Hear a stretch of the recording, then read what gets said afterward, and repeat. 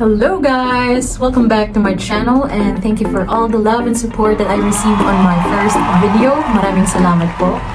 And I received a lot of appreciation messages, encouraging words, and more questions that I can hopefully answer through my videos. And one of my favorite feedback from that video is from my friend who is in the UAE, have lived here and worked here, but never realized the difference of a visit visa from a tourist visa. So if you've not watched that previous video of mine, I suggest that you do. And today, another famous question ang ating sasagutin. At yan ay, magkano nga ba ang nagastos ko papuntang Dubai? And magkano nga ba ang budget na dapat mong ihanda if you plan to travel to the UAE? And if you are that person, or you're just curious to know, I suggest that you just keep on watching and let's G!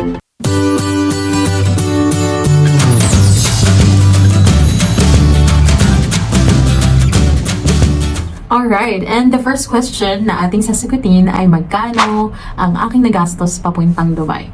And disclaimer lang po, I don't work in a travel agency but I will speak with my experience of 4 years in the UAE. And kung magkano ba yung nagastos ko, I came in the UAE year 2018 at ayun ang mga prices at the time ang aking babanggitin and requirements at the time. But of course, with the updated version dahil sa mga nangyari and sa pandemic, I did the research for you guys para hindi na kayo mapagod and I'm gonna say it all here in this video. So, here we go. Nung ako po ay nag-travel to UAE, of course, if you watched the previous video, I came in a visit visa kasi meron po akong relative in the UAE and at the time, the only requirement for me is a passport and a picture with a white background. That's it.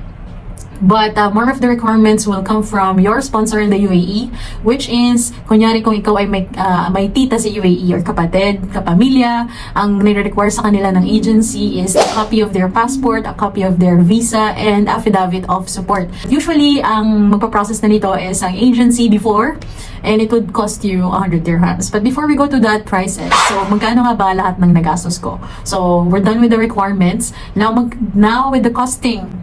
So the very first expense na I paid for after completing all the requirements and finally reaching the airport was the travel tax. It's 1,600 pesos. So the flight ticket, the cheapest would be around 900 dirhams to 1,500 dirhams. It depends on the airlines that you're gonna use. So that costed me that time 1,500 dirhams, which is to convert in pesos at the time. 1 dirham was equivalent to 14 pesos. So 1,500 times 14, the flight ticket was 21,000 pesos. And of course, another gastos is the dummy ticket from Dubai to Manila. So this will only cost you 100 dirhams and the agency will take care of it. Another expense that I had was my visa. So there are different kinds of visas and the amount, the cost would differ according to the duration of the validity. So mine was 3 months visa and 3 months visa is 890 dirhams, which costs 12,460 pesos sa Philippines.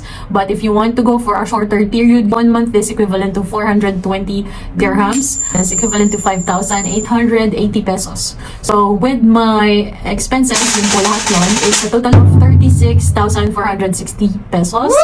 But at the time, that was in 2018. So right now with the pandemic and everything going on, there were lots of updates with the requirements and as well, of course, with the pricing compared to 2018 when I traveled to the UAE.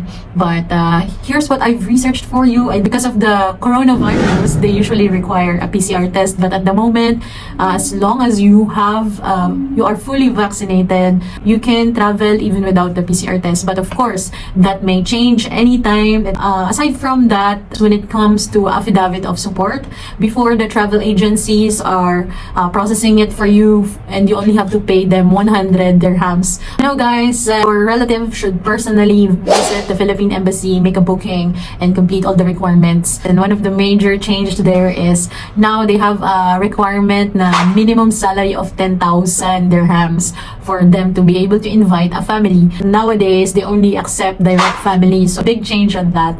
Pero syempre, pwede pa rin magbago yan, it depends. But at the moment, ito ang patakaran.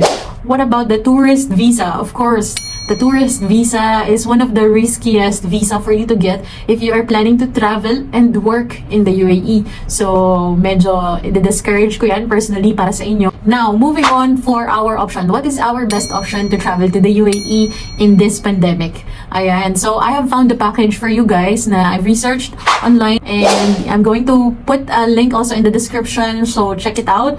Inclusive of everything that you will need. Okay, so, it's a total of 44,850 pesos. This is a complete package. Package is active, so take advantage of it if you have the plan to travel. Kung nagpaplano ka mag-travel to the UAE at magtrabaho dito, kailangan mo ng lakas ng loob at buong desisyon na G ka na ng G sa mga pagdadaanan mo. And I hope na nasagot ko po ang mga katanungan nyo. And I'll see you on my next video. Maraming salamat po!